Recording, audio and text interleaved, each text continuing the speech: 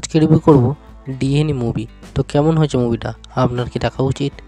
তো ডিএনএ হলো 2025 সালের একটি ভারতীয় তামিল ভাষা অ্যাকশন থ্রিলার ফিল্ম, যা পরিচালনা করেছেন লেনসন ভেঙ্কটেশন। ছবিটাতে প্রধান চরিত্রে অভিনয় করেছেন অত্তরবা এবং নিমিষা সজায়ন।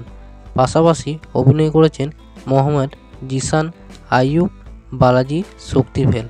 মুভির কাহিনীটা যদি ছোট করে বলি, গল্প এক ছোট শিশুকে ঘিরে। হাসপাতাল থেকে ছেলে চুরি হচ্ছে, কিন্তু কেন, কে করছে সেই চুরি? সত্য আর মিথ্যার মাঝে অনেক মানুষের জীবন জড়িয়ে আছে। এক তরুণ বাবা তার সন্তানের জন্য লড়ে, আর পেছনে লুকানো আছে একটা পুরনো রহস্য। একজন সাধারণ মানুষ সব খুঁটিনাটি খুঁজে বের করে, ঠিক যেন একজন গোয়েন্দা। সে এক বড় সত্য জানতে পারে। এর থেকে বেশি জানতে হলে মুভিটা দেখতে হবে।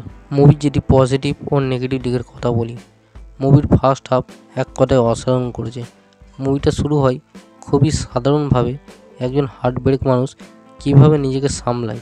কিন্তু আসল কাহিনী তখন শুরু হয় যখন তার অন্য মেয়ের সাথে বিয়ে হয় এবং যখন তার বাচ্চা হয় হাসপাতাল থেকে চুরি হয়ে যায়।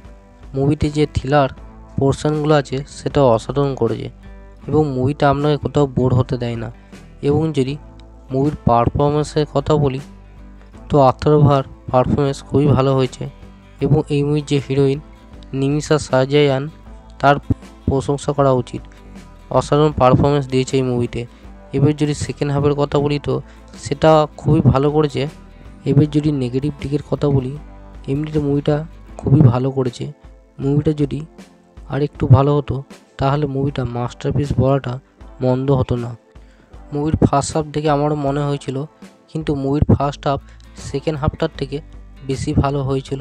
মুভির সেকেন্ড হাফে কিছু কিছু প্রবলেম আছে, যেটার জন্য মুভির সেকেন্ড হাফটা খুব বেশি ভালো হয়নি, কিন্তু সেকেন্ড হাফটাও বলতে পারেন যে মোটামুটি ভালোই করেছিল।